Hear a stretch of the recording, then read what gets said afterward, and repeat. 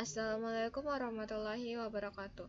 Perkenalkan, nama saya Nursyida Afia dari 11 Teknik Komputer dan Jaringan B. Di sini saya akan mempresentasikan tentang teknologi komunikasi data sama teknologi komunikasi suara. Baiklah, saya akan memulainya. Pertama, tentang komunikasi data. Komunikasi data akan berhubungan dengan 7 layer OSI. Saya akan menjelaskan setiap penjelasan layer-layer OSI tersebut. Sebelum mengetahui 7 layer OSI tersebut, lebih baik kita mengetahui pengertian dari OSI layer. OSI layer sendiri mempunyai pengertian yaitu Open System Interconnection. Connection atau OSI adalah model referensi yang diciptakan dari sebuah kerangka yang memiliki konseptual.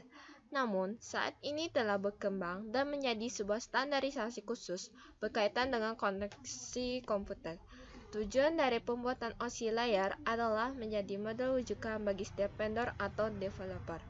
Saya akan menjelaskan 7 layer OSI dan saya akan menjelaskan mulai dari layer OSI yang paling bawah atau biasa disebut physical layer. Physical layer adalah layer terbawah dari layer OSI model dari jaringan komputer. Lapisan ini berhubungan dengan masalah listrik, prosedural, mengaktifkan, menjaga, dan menonaktifkan hubungan fisik.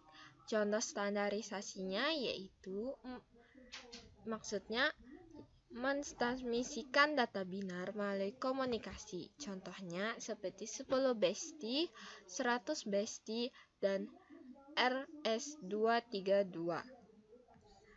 Kita naik lagi atau biasa disebut data link layer.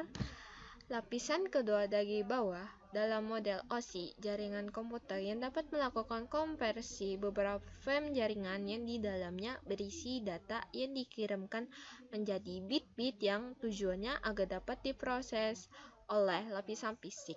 Contoh standarisasinya adalah SLIP atau Serial Line Internet Protocol atau protokol yang digunakan untuk menyambung serial, serta PPP atau point-to-point, protokol yang digunakan untuk point-to-point pada suatu jaringan.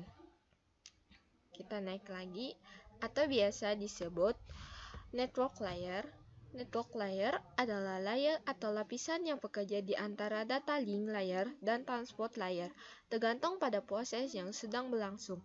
Contoh standarisasinya yaitu IP atau Internet Working Protocol, mekanisme transmisi yang digunakan untuk mentransformasikan data dalam paket yang disebut datagram. ARP atau Address Resolution Protocol, protokol yang digunakan untuk mengetahui alamat IP berdasarkan alamat fisik dari sebuah komputer. ARRP atau Reverse Address Resolution Protocol, protokol yang digunakan untuk mengetahui alamat fisik melalui IP komputer. ICMP atau Internet Control Message Protocol, mekanis yang digunakan oleh sejumlah host untuk mengirim notifikasi datagram yang mengalami masalah pada hostnya. AGMP atau Internet Group Message Protocol, protokol yang digunakan untuk memberi fasilitas message yang simultan kepada grup penerima. Yang keempat yaitu transport layer. Transport layer adalah layer yang dapat menggabungkan beberapa koneksi transport ke jaringan koneksi sama. Transport layer ini juga bertanggung jawab untuk mengirim data ke aplikasi yang sesuai dengan komputer host. Contoh standarisasinya adalah TCP atau Transmission Control Protocol, protokol yang menjadikan layanan penuh lapisan transport untuk aplikasi, dan UDP, User Datagram Protocol, protokol connectionless dan proses to process yang hanya menambah alamat port, checksum error control, dan panjang informasi data pada layar di atasnya. Yang kelima, Liaison layer. Liaison layer jaringan komputer merupakan layer atau lapisan kelima dari keseluruhan lapisan OSI layer pada saat user menerima data dari sebuah jaringan dan bertindak sebagai layer atau lapisan ketiga ketika terjadi pengiriman sebuah koneksi atau paket data. perannya seperti transmitter. Contoh standarisasinya adalah NetBIOS itu sebagai penyiar pesan, NetBIOS atau NetBIOS Extended User Interface fungsinya sama NetBIOS, hanya sedikit dikembangkan lagi dengan menambah fungsi yang memungkinkan bekerja dengan beragam perangkat kelas dan perangkat lunak. ADSP atau AppleTalk Data Stream Protocol ini digunakan untuk memantau aliran data di antara dua komputer dan untuk memisah aliran data tersebut tidak terputus. PAP Printer Access Protocol fungsinya akses pada jaringan AppleTalk dan untuk mengendalikan bagaimana pola komunikasi antar node. Dan yang terakhir SPDU atau Session Protocol Data Unik itu untuk mendukung hubungan antara dua session service user. Yang keenam yaitu presentation layer. Pada lapisan ini terjadi pembuatan struktur data yang didapatnya dari lapisan aplikasi ke sebuah format yang dapat ditransmisikan melalui jaringan. Contoh standarisasinya adalah Telnet atau telekomunikasi network yang digunakan untuk akses remote masuk ke suatu host. SMTP itu digunakan dalam pengiriman email di internet atau mengirim data dari komputer ke email ke service email penerima. Dan yang terakhir SNMP yaitu Simple Network Management Protocol digunakan dalam semua manajemen jaringan. Dan layer paling atas atau disebut application layer. Application layer merupakan layer atau lapisan teratas pada model OSI referensi ketika user akan mengirim pesan dan menjadi layer atau lapisan terakhir pada sistem OSI referensi model ketika user akan menerima sebuah pesan. Contoh standarisasinya adalah HTTP atau Hypertext Transfer Protocol. Protokol yang digunakan untuk mentransfer dokumen dan web dalam sebuah web browser. PTP atau File Transfer Protocol berjalan dalam layar aplikasi yang merupakan standar untuk mentransfer file komputer antara mesin-mesin dalam sebuah jaringan internet. NMS Network File System adalah pengguna atau klien komputer untuk mengakses file melalui jaringan dengan cara yang sama dengan bagaimana menyimpan lokal yang diaksesnya. DNS atau Domain Name System memberikan suatu nama domain pada sebuah alamat IP agar lebih mudah diingat. FOF3 atau Post Office Protocol digunakan untuk mengambil email dari suatu mail transfer agent yang akhirnya email tersebut akan didownload ke dalam jaringan lokal. MIME atau Multi-Purpose Internet Mail Insertion atau digunakan mengirim file binari dalam bentuk teks. SMB atau Server Message Block digunakan untuk mentransfer server file ke DOS dan Windows. NNTP atau Network Name Transfer Protocol digunakan menerima dan mengirim name group.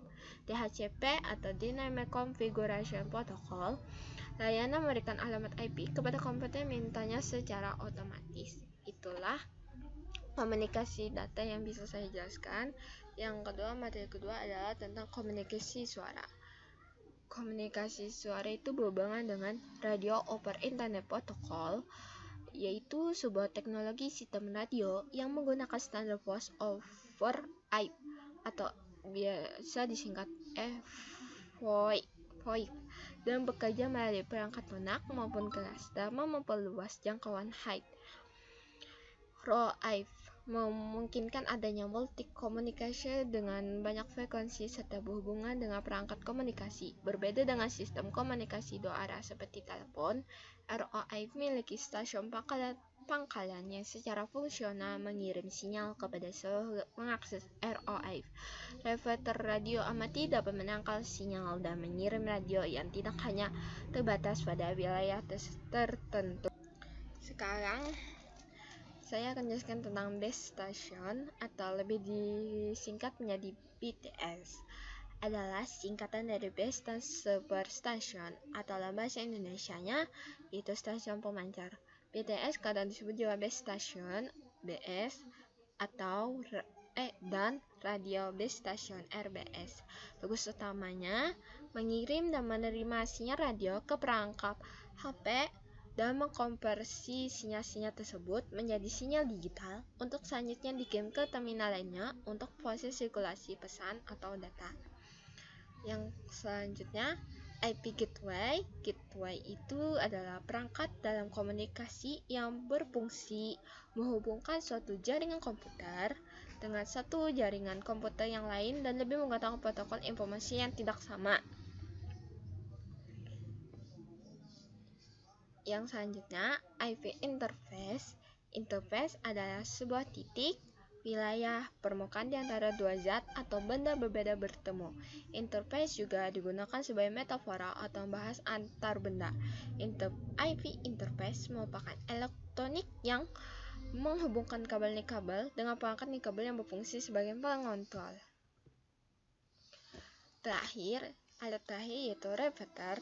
Secara bahasa Inggris, repeater itu disebut repeat yang artinya mengulang. Secara bahasa atau terminologi yaitu mengulang kembali atau secara lengkapnya yaitu alat yang digunakan mengulang atau meneruskan kembali sinyal ke area sekitar perangkat ini dengan lebih mudah. Dan yang materi terakhir yaitu keuntungan menggunakan sistem ROF yaitu ekonomis.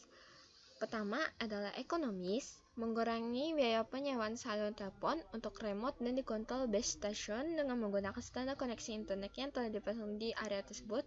Kedua, beberapa konsol PC atau komputer pribadi tetap dapat dioperasikan tanpa biaya yang tinggi dengan instalasi konsol tetap. Yang ketiga, kebanyakan perangkat LMR base station yang telah ada mudah tersambung dengan ROIP dengan tambahan router atau gateway dalam penggunaan non-remote atau metode lainnya.